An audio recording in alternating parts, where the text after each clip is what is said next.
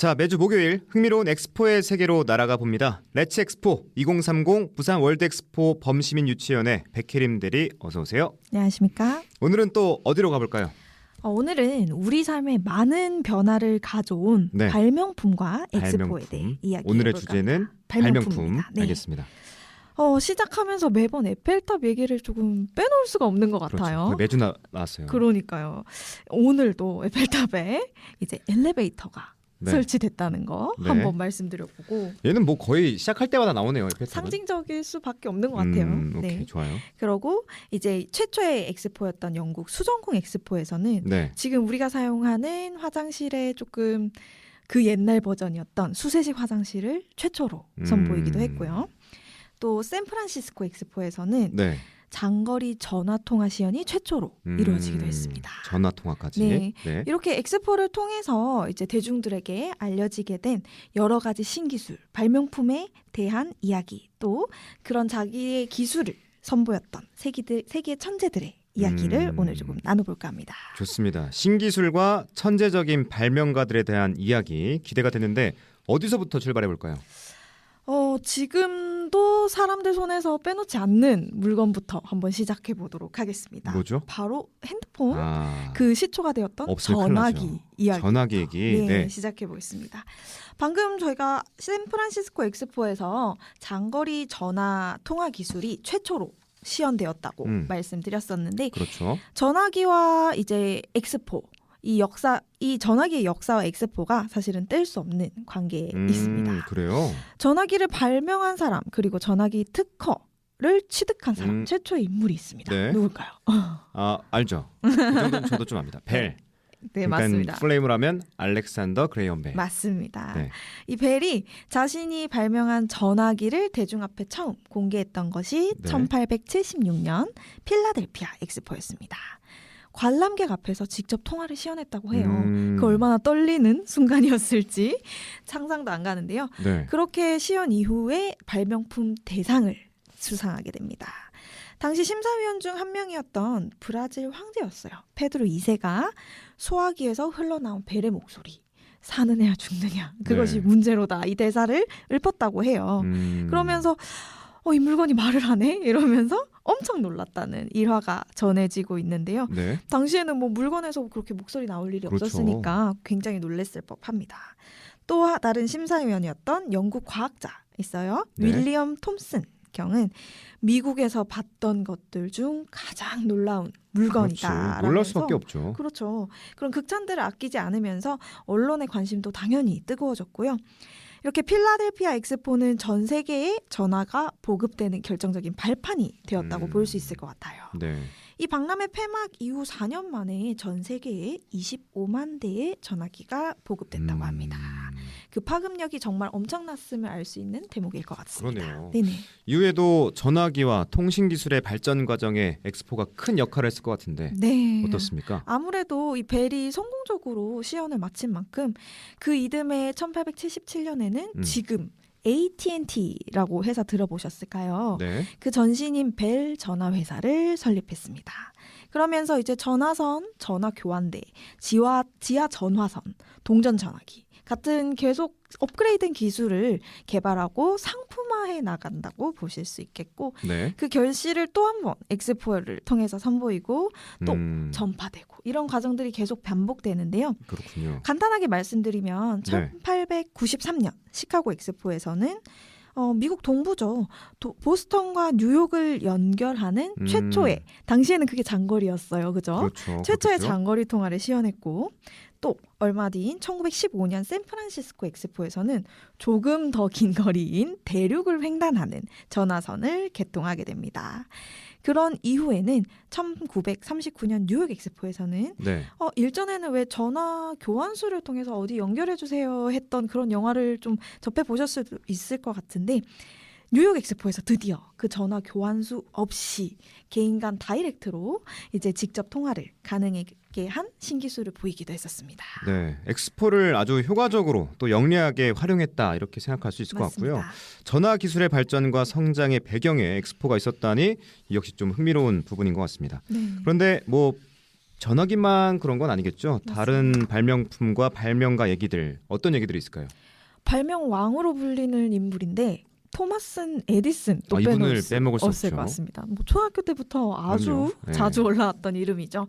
에디슨이 또 유명해진 계기가 엑스포라고 볼 수 있을 것 같아요. 1878년 파리 엑스포였는데요. 네. 당시에 31세였다고 해요. 뭐 전구, 확성기, 아주 기초 형태의 축음기를 출품했는데 이 축음기는 사실은 1876년 2년 전인 필라델피아 엑스포에 아까 방금 말씀드렸던 벨의 전화기에서 아이디어를 얻어서 발명했다고 합니다. 그 전화기의 아이디어를 얻어서 축음기를 발명했다고요? 네, 약간 뭐 소리 이런 게 조금 연결돼 있는지 과학자가 아니라서 잘 모르겠지만 네. 이렇게 엑스포와 이중 삼중 인연을 맺고 있다고 볼 수 있을 것 같고 전구도 마찬가지인데요. 에디슨이 전구로 유명하잖아요. 그럼요. 이 전구 1878년 파리 엑스포 출품한 이후에 11년 뒤에 더 성대한 규모로 또 네. 알리게 되는데 에펠탑 전체를 에디슨이 필라멘트 전구로 화려하게 꾸미면서 뭐 지금은 우리 뭐 레이저도 쓰고 하지만 네. 당시에는 이제 전구로 아주 그래도 화려하게 예뻤겠다. 네. 그때 당시에는 진짜 혁명적이었겠는데요. 그렇죠. 네. 그렇게 이제 에디슨이 뭐 엑스포의 스타다라고 말할 수도 있을 것 같습니다. 네. 이렇게 이 많은 발명품들이 우리 일상 속으로 이제 파고들고 알려지고 대중들이 가깝게 느끼는 데에 큰 일조를 했다고 볼 수 있겠습니다. 네, 또 에디슨과 한때 그의 조수로 일했던 테슬라가 벌였던 전류 전쟁도 유명하다고. 네. 그 전장이 또 엑스포였다면서요? 맞습니다. 1893년 시카고 엑스포가 바로 그 전쟁터였다고 보시면 될 것 같은데 에디슨과 테슬라가 아주 크게 맞붙었다고 보시면 될 것 같습니다. 어떻게 맞붙었나요? 지금 그 두 분은 사실 원래는 니콜라 테슬라가 좀 길게 얘기를 하면 니콜라 테슬라는 에디슨의 조수로 일했었는데 이제 일하면서 이제 여러 가지 전류 실험을 하다가 에디슨의 직류 방식의 전기보다 또 자신이 개발한 교류 방식의 전류 방식이 좀 더 우수하다 이런 것들을 알리면서 이 전류 전쟁이 시작되게 되었는데요. 네. 두 천재가 사실은 그렇게 조수로 만났지만 이 방법들을 제안하면서 에디슨은 이거를 거절하게 됩니다. 그래요? 그러면서 이제 테슬라는 이제 좀 의아하겠죠. 본인이 더 뛰어나다, 이 방식이 더 좋다는 게 약간 객관적이다라고 생각했을 수도 있는데 그러면서 이제 에디슨 곁을 떠나면서 다른 회사로 또 이직도 하게 되고 네. 그러면서 다시 만나게 된 게 시카고 엑스포에서 만나게 되었다라고 생각하시면 될 것 같은데 이렇게 전기 발전기가 보급이 되는 시점에서 네.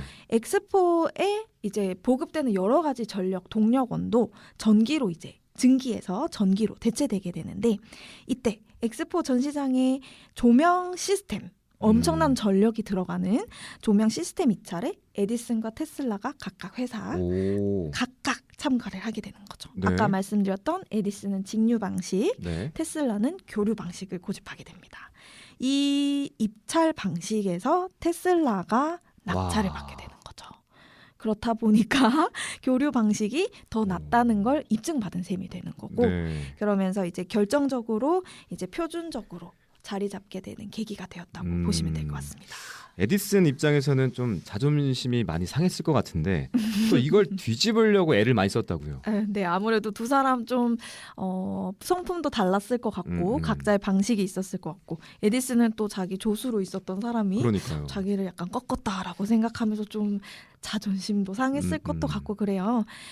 테슬라가 좀 연구에 굉장히 몰입해서 더 나은 이런 것들을 연구했다는 스타일이라고 사람들이 얘기하는 반면 네. 에디슨은 자신이 발명한 상품에 대해서 널리 알리고 이제 상품화, 상업화 하는데 좀 재능이 또 남달랐던 것 같습니다. 그래요? 그러면서 이제 전류 전쟁에서도 에디슨은 사실은 자기 직류 방식이 더 낫다라는 걸 채택시키기 위해서 많은 애를 썼다고 해요. 교류 방식이 위험하다는 등 이런 자료들을 배포하기도 하고 선전을 하는 거죠. 와, 완전 전쟁이네요. 네, 로비도 했다고 하는 등 네. 방해 공작 여러 가지들이 많았다고 하는데 그럼에도 불구하고 테슬라의 교류 방식의 그 장점이 조금 엄청나다 보니 인정받게 되고 이제 발전과 송전의 세계 표준으로 자리매김하게 된 것 같습니다. 네, 에디슨과 테슬라 세계의 천재들이 펼친 불꽃 튀는 대결. 마치 오늘날 애플과 삼성 사이의 기싸움을 보는 듯한데 엑스포가 이렇게 기술력 대결의 장을 제공하고 도약의 발판 역할을 했다는 사실 매우 흥미진진합니다. 자, 벨에 이어 에디슨과 테슬라까지 왔는데 준비한 이야기 반도 못했습니다. 이외에 엑스포를 통해서 날개를 날게 되는 발명품과 발명가들이 여럿이 있다고 하는데 오늘은 여기까지 하고 다음 주에 엑스포를 무대로 펼쳐진 첨단 기술의 향연 좀 더 이어가 보도록 하겠습니다. 네. 자, 지금까지 2030 부산 월드엑스포 범시민 유치위원회 백혜림 대리 함께했습니다. 귀한 말씀 고맙습니다. 감사합니다.